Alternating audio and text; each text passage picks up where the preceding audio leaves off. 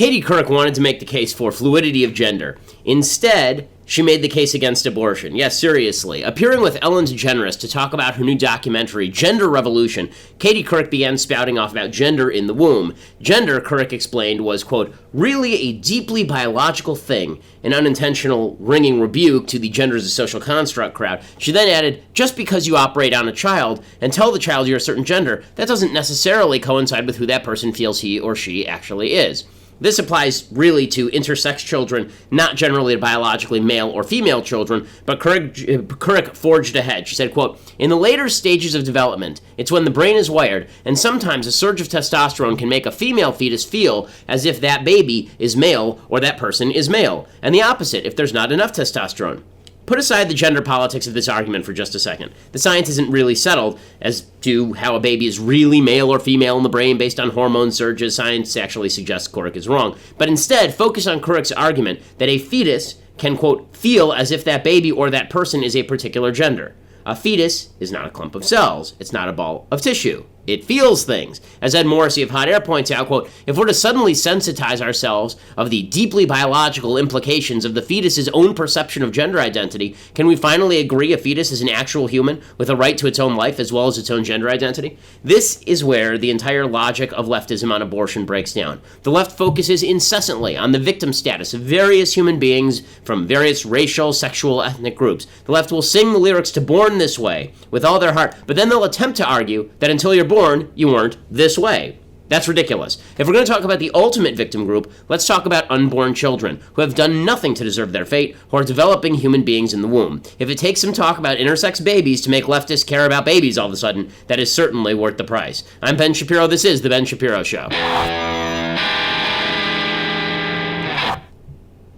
Okay, we're going to get to everything Trump-related in a second, plus it was a good time over at Ferris State University, and we'll talk a little bit about that a little bit later. But first, we have to thank our new supporters, our new advertisers over at ZipRecruiter.com. So, if you are a business person and you're looking for the best person to fill that slot, ZipRecruiter is the place to go. Right now with ZipRecruiter, instead of posting your job to all these message boards and hoping somebody responds to you, instead what you do with ZipRecruiter is you post your job to 200-plus job sites, including social media networks like Facebook and Twitter, with one click. Saves you tons of time. You find candidates in any city or industry nationwide. You post once, and you watch those candidates roll on in to ZipRecruiter's easy-to-use interface. You don't have to worry about emails or calls to your office. You can screen candidates and rate them and hire them really quickly. It's used by Fortune 100 companies all over the planet. Right now, my listeners can post jobs on ZipRecruiter for free by going to ZipRecruiter.com/dailywire. ZipRecruiter.com/dailywire. One more time, you try it for free. ZipRecruiter.com/dailywire. Plus, if you're somebody who's seeking a job, you put your name up there on kind of a general message board over at ZipRecruiter, and that allows all of the people who are looking to hire people to find you. It's ZipRecruiter.com/dailywire. Make sure that you use the /dailywire because that enables them to know that we sent you, number one. And number two, it means that you get to do it for free. So go check it out for free, ZipRecruiter.com/dailywire. Great service. All right. So, as I mentioned a minute ago, Katie Couric now thinks that, this is good news, I suppose. All leftist logic in the end turns in on itself, and that's certainly true of abortion. I think it's amusing that Katie Couric now only thinks babies are babies if they are intersex babies or transgender babies. So apparently babies who are not any of those things, babies who don't suffer from those conditions, those are not babies. But if you're a transgender baby, then you're a baby, which is just kind of weird. But in any case, that wasn't the only stupid thing to come out yesterday. Hillary Clinton is back. Oh yes, she's back. She was wandering the woods. The children emerged from those woods weeping and told tales of a hellhound loose in the woods, crying over her own fate. And now she is back. Hillary Clinton is here. She's come. Here's Hillary Clinton. She's saying things about ladies and vaginas and such. Despite all the challenges we face, I remain convinced that yes, the future is female. Okay, pause it for 1 second. Just look at the amazing energy we saw. The future is female. Okay, let's just be factual about one thing here. The future is asexual. Yeah, the future is gender fluid. The future is a temporal state, okay? The future is not male or female or black or white. I hate this kind of phraseology. It's so dumb. But again, it all comes back to that intersectionality politics that the left is so focused on. Babies are only babies if they're transgender babies, and the future is only the future if it's female for some odd reason. By the way, if the future is only female, then you sort of do wonder how babies are going to get made in the future. Are there any babies in the future, or is it like the future one generation of females and then everyone dies, or they live forever like the Amazonians in Wonder Woman land? And no one really knows. But Hillary Clinton continues along these lines because she just won't go away. Here she continues. Last month, as women organized a march that galvanized millions of people all over our country and across the world. So please, set an example for every woman and girl out there who's worried about what the future holds and wonders whether our rights, opportunities, and values will endure. And remember, you are the heroes and history makers, the glass ceiling breakers of the future. As I've said before, I'll say again, never doubt that you are valuable and powerful and deserving of every chance and opportunity in the world. Okay, I have a daughter, and she is just 3 now, and I also think that she is going to have a wonderful future. I also don't think she's going to have a lot of glass ceilings to break. Her mom's a doctor. Her grandmother runs a television firm. The country is replete with rich and powerful women. America, 55% of voters are women. 55% of the people in college are women. 58% of the people with graduate degrees are women. The idea that women are suffering en masse in the United States, which is what Hillary seems to say, you can overcome. You overcame, okay? You're the majority of the voters. You're the majority of the people in college. You're in 147 out of 150 of the biggest, most populous cities, women who are single and unmarried and work the same number of hours as men earn 8% more on average than men do. So can we cut it out with this whole glass ceiling shattered routine? It's really irritating. And when Hillary Clinton does it, it's even more irritating because the fact of the matter is that Hillary Clinton's shattering of the glass ceiling involved her marrying a more powerful man and then riding his coattails to all sorts of glory, but not the White House. Actually, my favorite headline of the day was apparently there's some couple that's been married, I guess, for 22 years. They've been together for 22 years, and they're breaking up over Trump. And the first thing that went through my mind is I'm really feeling bad for the Clintons. That's terrible. I can't believe they broke up over Trump. Okay, so Hillary lost, obviously, because if you watch her there, it's impossible for her not to lose because she's awful. But Donald Trump is now the president. And so this comes with its benefits and it comes with its drawbacks. Do we have a little bit of good Trump, bad Trump? Shall we do that today? Good Trump, bad Trump, which one will we get today? Yes. All right, so Donald Trump speaks yesterday at CENTCOM, Central Command, and he is and he does something that is not quite true, but is also kind of smart. So in the middle of this, it's sort of unintentionally smart, I think. This is good Trump. In the middle of his speech at CENTCOM, he drops the notion that the media have not covered terrorism properly. Here's what he has to say. Radical Islamic terrorists are determined to strike our homeland as they did on 9/11, as they did from Boston to Orlando to San Bernardino and all across Europe. You've seen what happened in Paris and Nice. All over Europe, it's happening. It's gotten to a point where it's not even being reported. And in many cases, the very, very dishonest press doesn't want to report it. They have their reasons, and you understand that. I do love the fact that as time goes on, Donald Trump sounds more and more like Marlon Brando from The Godfather. He's beginning to lose his voice now. And so he's kind of sitting there, petting a cat and telling you about terrorism. But aside from that, what he says there about the media not properly covering terrorism, it's sort of true and it's sort of not true. So it is not true that the press does not cover terrorism. In fact, of the 70, they released a list of 78 attacks since 2014 that they said had not received enough media attention. And on that list were terrorist attacks in Nice, France, and terrorist attacks in Berlin, and the terror attack in Orlando.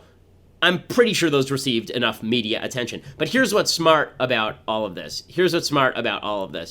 It has forced the media now to go back and rehash all of the terrorist incidents. The media are so crazy and so stupid that Trump says you didn't cover the terrorist attacks enough. And instead of them just saying, that's not true, Now, this is a misdirect because you actually want to talk about X, Y, or Z. Instead, the media goes into, how dare he? We'll show you how much we covered terrorist attacks, and we'll cover them anew just to prove you wrong. And Trump's sitting there smirking at himself, knowing that the entire premise of that speech, the entire premise of him saying that, was designed to force the media to spend lots of time talking about terror attacks, so suddenly Americans would recognize what he's trying to do with his immigration and refugee order.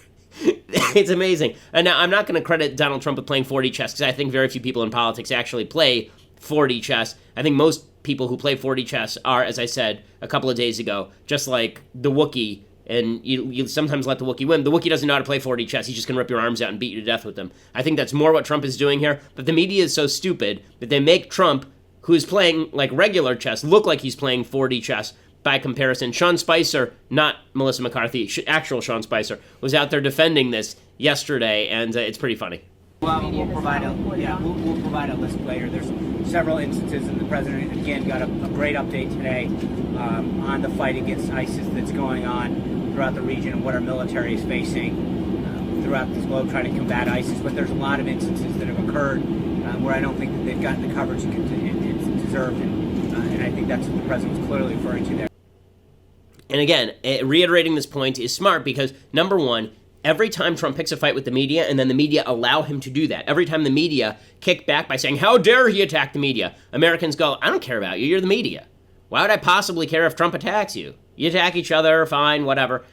It's smart of Trump. So this is good Trump. And then there's bad Trump. Trump is speaking at CENTCOM, and Trump again reiterates that NATO is somehow a boondoggle, and NATO allies have to pay more money, or the tacit threat is we're gonna cut them off. Here's Trump talking about NATO at CENTCOM. We strongly support NATO.